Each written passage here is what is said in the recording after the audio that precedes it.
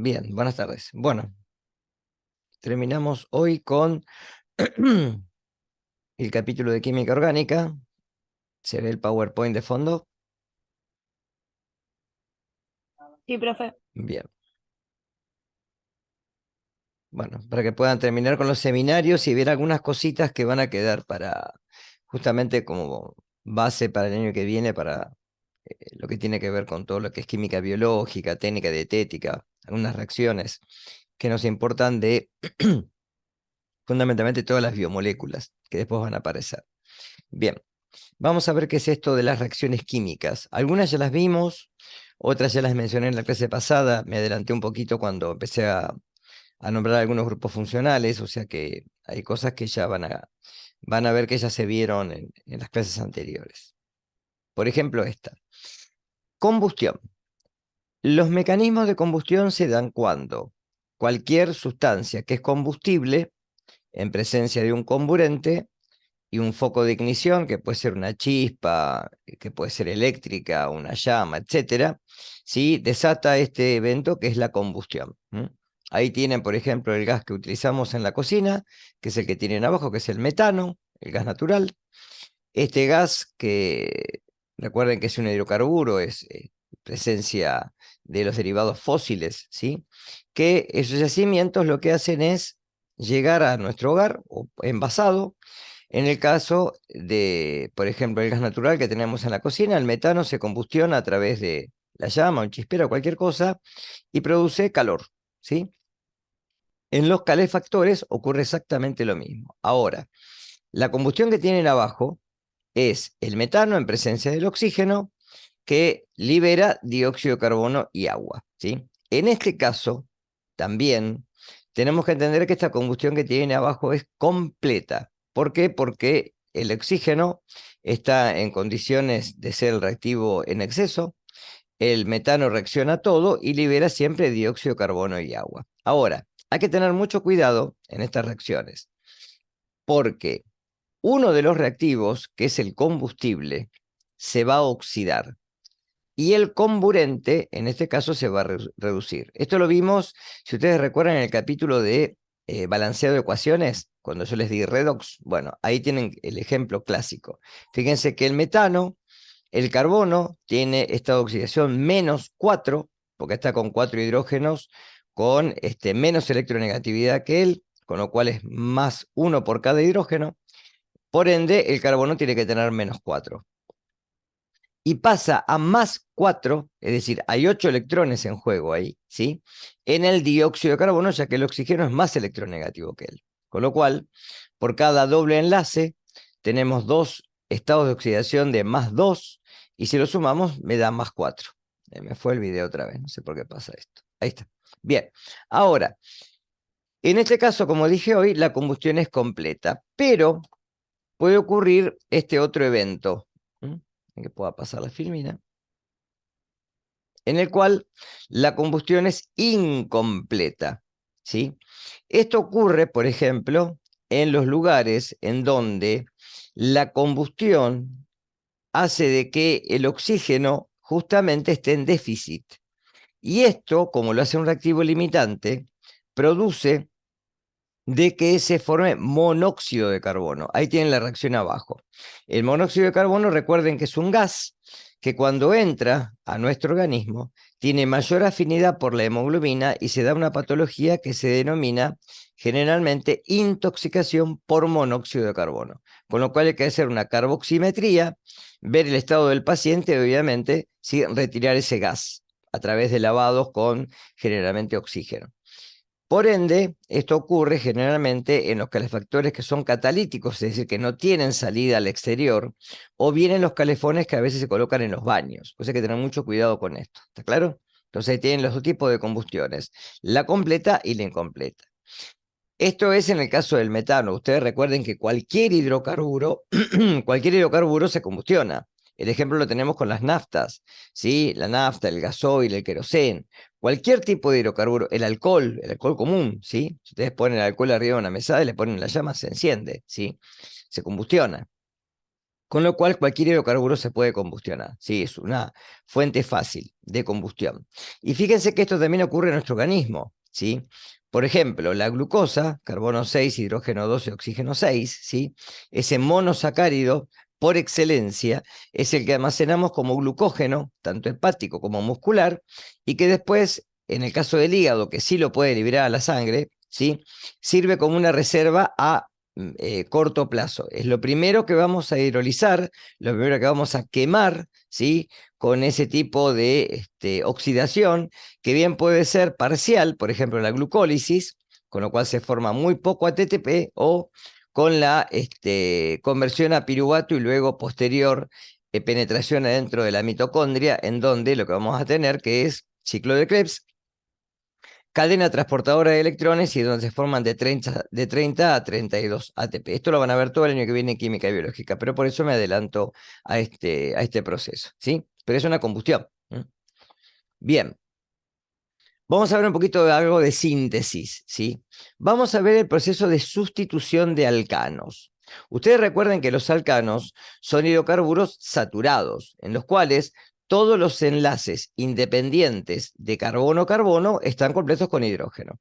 Esto hace que la única forma de poder agregar algo a la molécula es sustituir, es decir, sacar alguno de los hidrógenos y reemplazarlo por otro átomo o molécula en sí, ¿sí? Por ejemplo, la halogenación de alcanos es el mecanismo tradicional, que ocurre generalmente por etapas, pero que dependiendo del alcano y dependiendo también del halógeno, en este caso cloro o bromo, son los que van a sustituir. Por ejemplo, en el primer caso tienen el metano, que lo vimos recién, donde el cloro va a sustituir a uno de los hidrógenos formando clorometano. Y también, al sustituir el hidrógeno, el otro cloro forma ácido clorhídrico, ¿sí? Por ejemplo, en la sustitución de alcanos que son más complejos, por ejemplo, el propano con cloro, me da una mezcla, en este caso, del cloropropano o del, en este caso, ¿cómo lo podemos llamar a esto? El 2-cloropropano o cloroisopropano. Si cualquiera de los nombres está bien. Y fíjense que las mezclas hacen de que se den porcentajes de cada uno de los compuestos, ¿sí? En el caso de un carbono que sería terciario, este carbono que tiene tres grupos, ¿cómo lo llamábamos a este? ¿Se acuerdan? Si tiene 3 carbonos, la cadena más larga, y tiene un radical metilo, va a ser el 2-metilpropano, ¿sí? O también metil isopropano, también está bien dicho. Esto me va a dar el 2-metil-2-cloropropano, que lo tienen acá, o directamente al 2-metilcloropropano. Cualquiera de los dos nombres que dije está bien. En el caso del bromo, fíjense que las cantidades que al ser más grande que el cloro, el entrar en un carbono secundario es mucho más fácil que en uno primario. Con lo cual, dependiendo de la halogenación, me puede dar distintos porcentajes. Acá me da un 3% del bromopropano y me da un 97% del 2-bromopropano. Esto generalmente se hace mediante reacciones muy energéticas, donde hay que aplicar calor y generalmente un catalizador. Eso es lo que tienen acá. En el caso de la halogenación, ustedes recuerden que esto no se da en un solo paso, sino que va a ir por etapas. El primer paso es poder romper a la molécula de cloro gaseoso. Para esto, ¿sí? El cloro se va digamos, a escindir en dos átomos de cloro reactivos, ¿sí? O radicales cloro. Estos radicales cloro que tienen un electrón desapareado en el mecanismo de iniciación van a atacar a una molécula, en este caso de metano, le van a sacar un hidrógeno, que es este que está azul, cualquiera de ellos puede ser obviamente, ¿no? Y va a dejar un radical ahora metileno libre. Este radical, metileno o metilo también se puede decir libre, lo que va a hacer es atacar a otra molécula de cloro que haya en el recipiente, de cloro gaseoso, la va a dimerizar, la va a romper, y va a dejar ahora el producto que queremos, que es el clorometano, más un radical cloro libre. Este radical cloro que ven acá en la finalización, fíjense que es el primero que inicia la reacción, con lo cual a este mecanismo secundario se le da de propagación. El primero es iniciación y el segundo es propagación. Ahora, ¿cómo termina esto? Los mecanismos de terminación pueden ser tres. O bien puede haber exceso de cloro en el recipiente y encontrarse dos radicales cloro libres, con lo cual vuelven a formar cloro gaseoso. O bien un radical cloro libre se encuentra con un radical metilo libre y forma el clorometano. O bien, producto no deseado, dos radicales metilos libres se unen para formar etano. ¿De acuerdo? Esto generalmente se da en condiciones en las cuales, dependiendo de los reactivos y dependiendo de la cantidad que uno agrega en el reactor, se dan distintos productos. Acá les puse que generalmente en la práctica la halogenación de alcanos solo se realiza con cloro con bromo. ¿Por qué? Porque el flúor es muy reactivo y generalmente no se puede utilizar, y el yodo tampoco por una cuesta de impedimento estérico. Si una porque es muy violenta y el otro porque hay una reacción muy lenta y prácticamente es poco procedimental poder hacerlas, ¿sí? Acá tiene el mecanismo de ruptura homolítica, en donde a partir de luz y calor se dan los distintos productos y se da la reacción en sí. Esto después les dejo todo el PowerPoint así para que lo puedan ver en la plataforma. Síntesis de alquenos a partir de alcanos, ¿sí? Acá lo que hay que hacer es sacar hidrógeno, es decir, deshidrogenación. El mecanismo de deshidrogenación, sacar hidrógeno. Para esto, generalmente, al alcano se lo trata a alta temperatura, ¿sí? Y con un catalizador, puede ser platino como tienen ahí abajo, y me da el alqueno correspondiente y me libera hidrógeno. También es una forma industrial de poder obtener hidrógeno. Por ejemplo, en los tipos de futuros vehículos que puedan funcionar a hidrógeno como combustible, yo mencioné ya algo de esto cuando hablamos de energía, podemos tener este tipo de recursos para generar hidrógeno y luego que el hidrógeno se combustione con oxígeno y libere energía para hacer mover los motores, ¿sí? Acá tiene la reacción del butano en presencia de un catalizador que es platino y una temperatura de 500 grados centígrados, que me da distintos productos, ¿sí? Me da, en este caso, como se rompe, ¿sí? La unión que puede ser central o terminal, dependiendo del carbono que ataque, se va a dar, en este caso, recuerden que el enlace central hace de que esto pueda quedar en forma cis o en forma trans. Lo vimos en la clase pasada. Este va a ser el cis 2-buteno y el trans 2-buteno. Pero además se puede dar el buteno en el carbono 1 o el butadieno, el 1,3-butadieno. ¿De acuerdo? Distintos productos que me dan distintas sustancias. Hidrogenación de alquenos. Muy común este mecanismo, por ejemplo, en grasas, ¿sí? Perdón, en aceites. Si uno quiere, por ejemplo, formar una margarina, lo que hace una margarina es un aceite hidrogenado. Es decir, le agrego a un ácido graso que tiene dobles enlaces, ¿sí? Le estoy agregando, en este caso, hidrógeno y me forma una grasa, un ácido graso saturado. Por eso es sólido a temperatura ambiente una margarina. Entonces, el buteno más hidrógeno, en presencia de platino y calor, me da el butano. El 2-metilpropeno, en presencia de lo mismo, más hidrógeno y paladio y generalmente calor, me da el 2-metilpropano. Y del ciclohexeno me da el ciclohexano. Acá cambian los catalizadores, no importa, no necesito que sepan esto de memoria. Solo que sí necesito que generalmente con temperatura, normalmente, y con presencia de un catalizador. Catalizador lo que hace es acelerar la velocidad de la reacción química, que si no, a veces no se produce o se produce tan lentamente que para la industria es muy poco fácil para hacerlo rendir, ¿sí? El rendimiento es muy bajo.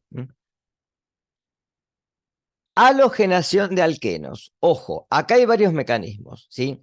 Un mecanismo es cuando uno quiere adicionar, ¿sí? Adicionar directamente el halógeno. Y ahí se obtiene lo que se llaman dialuros vecinales. Es decir, si yo adiciono cloro, me queda alrededor del doble enlace, en cada uno de los carbonos que tenía el doble enlace, un átomo de cloro, ¿sí?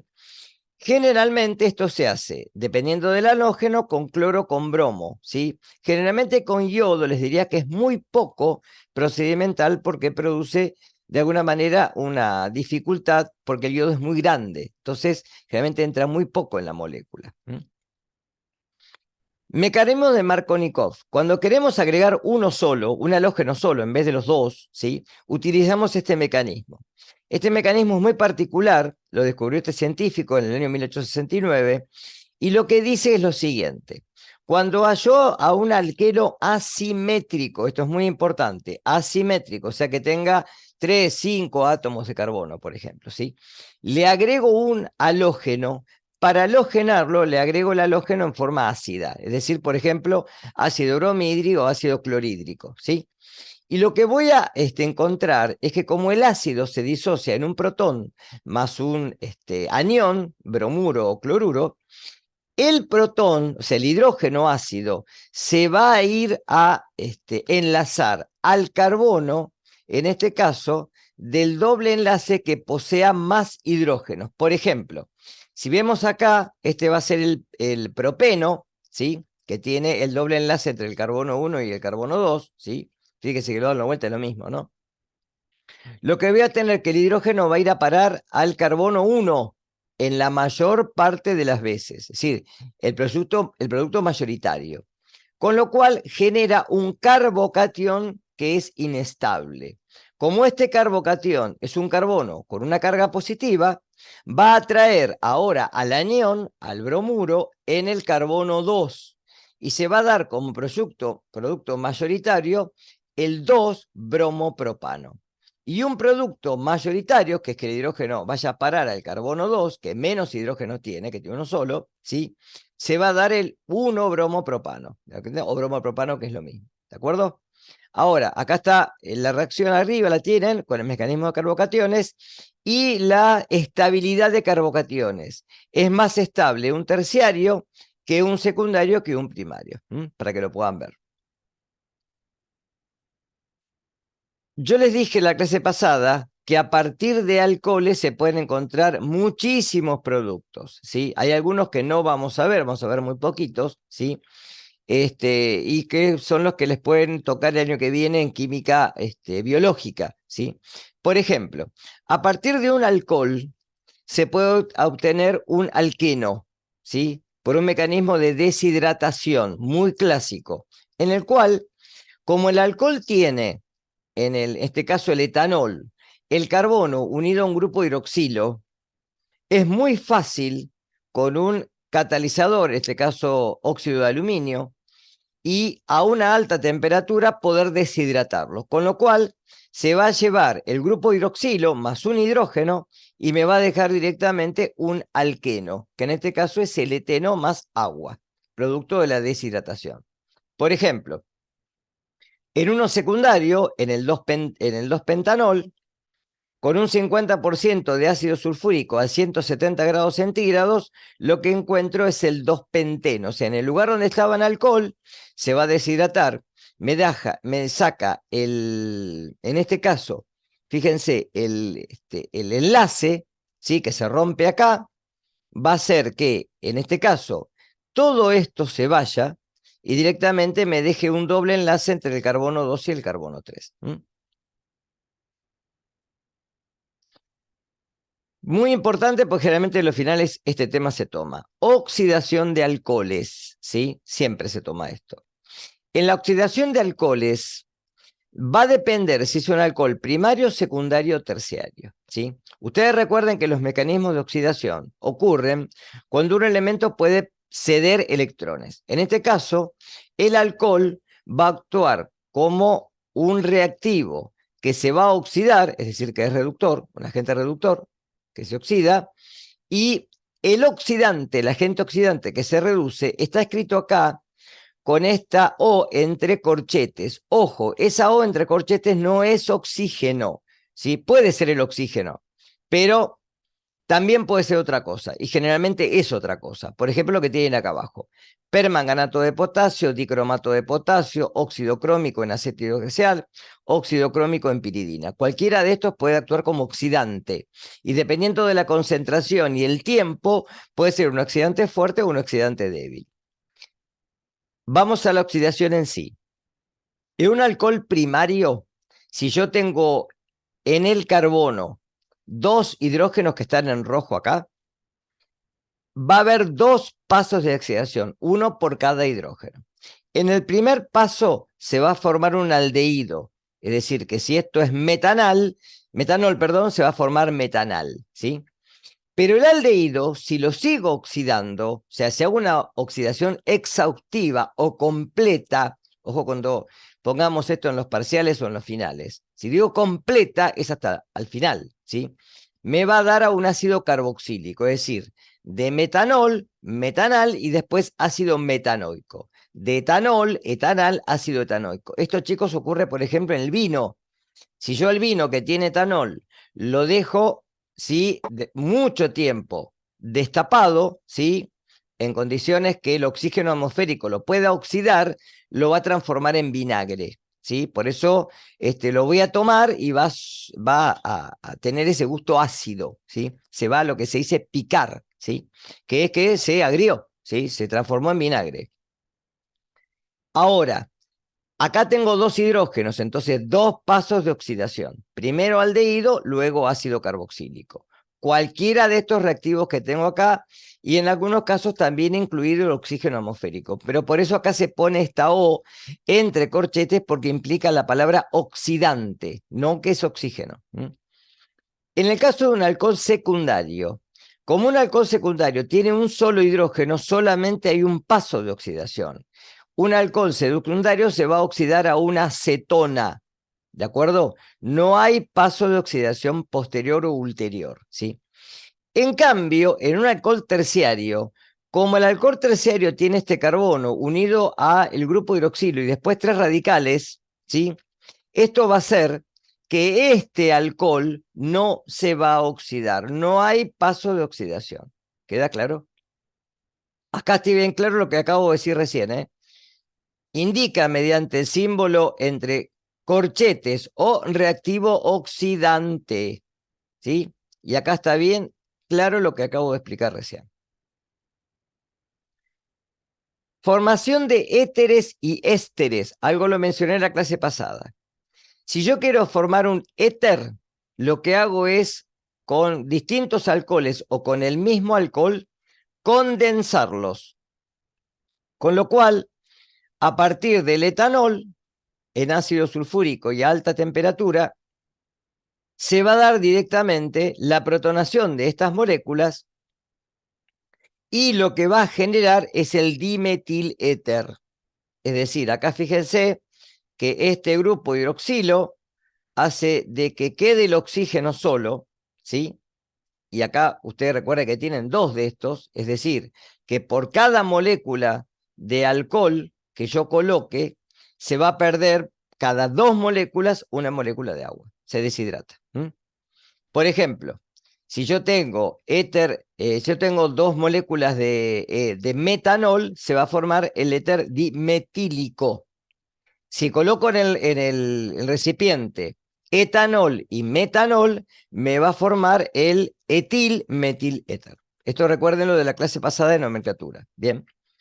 Ésteres, muy importante, es lo que viene para ácidos grasos, ¿sí? Y triacilglicéridos, en los cuales, si tengo un ácido y un alcohol, por deshidratación, generalmente con un ácido débil que intervenga, me da, por ejemplo, un éster. En este caso, ácido acético y etanol, acetato de etilo. Si fuera ácido, por ejemplo, propanoico y metanol, propanoato de metilo, etc. Ácido benzoico, que es un ácido aromático, ¿sí? Benzoato de metilo, en este caso. Esto es lo que les decía recién. Ácidos grasos, que en el que viene los van a ver. Proceso de esterificación y saponificación. Son procesos inversos, ¿sí? Cuando yo esterifico, le agrego a el glicerol o al 1,2,3-propanotriol o propanotriol directamente 3 ácidos grasos y formo un triacilglicérido o triglicérido, más agua. Es una esterificación, un ácido y un alcohol. En cambio, el proceso inverso es a partir de una grasa, si la trato con una base fuerte, formar jabones, es decir, sales de ácidos grasos, ¿sí? Esto lo hace Materia en Mar del Plata, que va antiguamente, no sé si lo hará todavía, pero recorría las carnicerías buscando grasa animal, grasa vacuna o porcina. Y esto lo colocan en un recipiente, en un reactor, con hidróxido de sodio, una base fuerte, y lo que me forma directamente es una sal del ácido graso, jabón, y glicerina, que después también se puede vender como, glicerina para las farmacias o para alimentos. ¿Está? Nomenclatura de ácidos grasos, muy importante también, muy importante. ¿Cómo los nombramos? ¿Sí? Acá depende si son saturados o insaturados, ¿sí? Generalmente busco la cadena y aparte de la cadena, con 2 puntitos les pongo la cantidad de dobles enlaces. Este tiene 16 átomos de carbono, pero como no tiene dobles enlaces, le agrego 16 2.0. Y generalmente tienen nombres comunes: ácido palmítico, ácido esteárico, ácido mirístico, etc. ¿Está? En cambio, cuando hay dobles enlaces, los tengo que nombrar. Siempre comienzo mirando desde el grupo metilo en adelante y veo los dobles enlaces. Pero para nombrarlos, tengo que poner, por ejemplo, 18 átomos de carbono, 2 puntos y le coloco ¿cuántos dobles enlaces? 2. Entre paréntesis le pongo este delta, que es donde van a estar. Y están comenzando del carbono 1, porque es el carbono principal, hacia atrás, ¿sí? Voy a tener 1, 2, 3, 4, 5, 6, 7, 8, 9. Acá tengo el enlace 9 y el enlace 2. Y los pongo arriba como si fueran subíndices, ¿sí? Superíndices, perdón. Este es el ácido linoleico, ¿sí? Y también para nombrarlo se puede nombrar en forma de omega. Por ejemplo, como el primer enlace está en el carbono 6, lo voy a llamar omega 6. Acá tienen otros para practicar después. Acá tiene una tablita después para mirar, no para que se la aprendan de memoria, pero para que sepan. Y fíjense lo característico. Mientras que un ácido graso de tipo saturado tiene un punto de fusión alto, es decir, es una grasa, ¿sí? Le tengo que poner al fuego para derretirla, eso que pasa con la carne, por ejemplo. Un aceite que tiene dobles enlaces tiene puntos de fusión bajos. No quiero que sepan los puntos de fusión, pero que sí que sepan la diferencia, ¿sí? Con lo cual son líquidos a temperatura ambiente. Y lo último, sustitución aromática electrofílica. Nosotros dijimos, en alcanos, sustitución, en alquenos, adición. Uno podría pensar que en los aromáticos, como tengo dobles enlaces, Fausto, tenés abierto el micrófono. Como tengo dobles enlaces, estos dobles enlaces harían de que yo pueda adicionar. Está mal. Si yo adiciono, rompo los dobles enlaces y rompo el carácter de aromaticidad. Entonces tengo que sustituir. Pero como no es cualquier sustitución, sino que es de un aromático, lo voy a llamar sustitución aromática. Pero como además lo que busca en el anillo son electrones, la voy a llamar sustitución aromática electrofílica, SAE, ¿sí? Esto hace de que como es un electrófilo, va a reaccionar con un anillo aromático y va a sustituir uno o más hidrógenos. Ahora, en este caso, vamos a poder sustituir el hidrógeno por varias cosas. Por ejemplo, por halógenos, y en ese orden, flúor, cloro, bromo, yodo, astato, en ese orden de facilidad, ¿sí? Nitrar, agregarle un grupo nitro, ¿sí? Nitrobenceno, por ejemplo. Trinitrotolueno, que es lo que se usa como explosivo. Sulfonar, agregar un grupo sulfónico, un ácido sulfónico. Alquilar, es decir, agregar cualquier grupo, metilo, etilo, isopropilo, etc. O también alguno que sea insaturado, ¿sí? El etileno, por ejemplo. Entonces, esto va a hacer que y esto es lo que tienen que recordar, el aromático tiene un exceso de electrones, que son las nubes que están por debajo y por encima del anillo. Esa nube de electrones pi. Esto hace que cualquier electrófilo, es decir, un reactivo que tiene defecto, que le faltan electrones, busque electrones en el anillo y lo va a sustituir por un hidrógeno, con lo cual va a atacar a la nube de electrones pi del benceno y va a dar un derivado del benceno. Por eso la aromaticidad no se pierde, importante, ¿de acuerdo? Importante.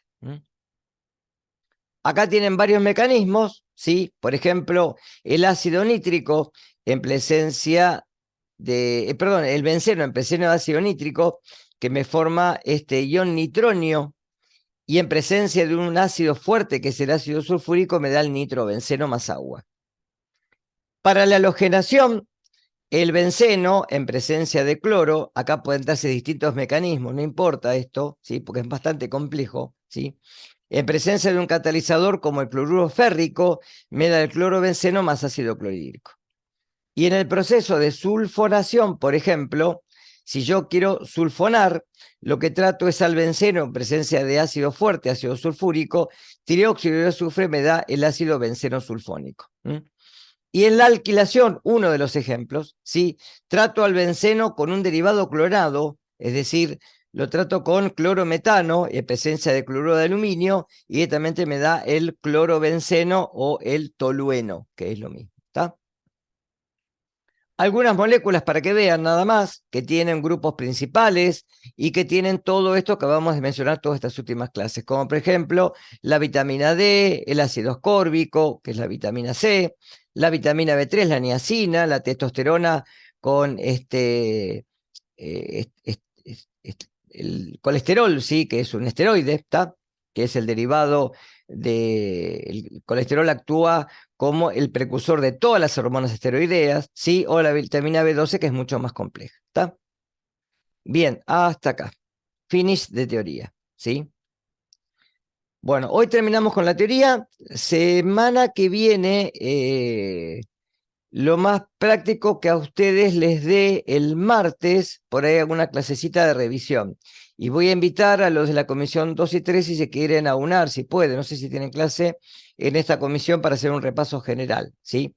La otra clase, la otra semana, es decir, la semana después de las elecciones, no van a tener clase teórica. No hay clases teóricas esta semana, se terminaron, ¿sí? Así que después ya queda la visión para el parcial, ¿de acuerdo?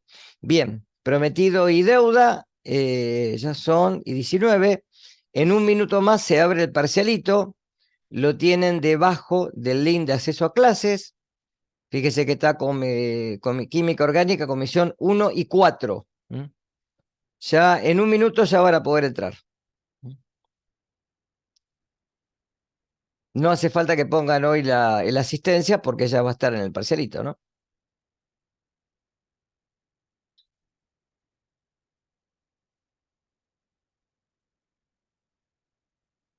Ahí ya pueden entrar. Fíjense, a ver. Ahí está. Bueno, vamos adelante. Los dejo con el parcialito.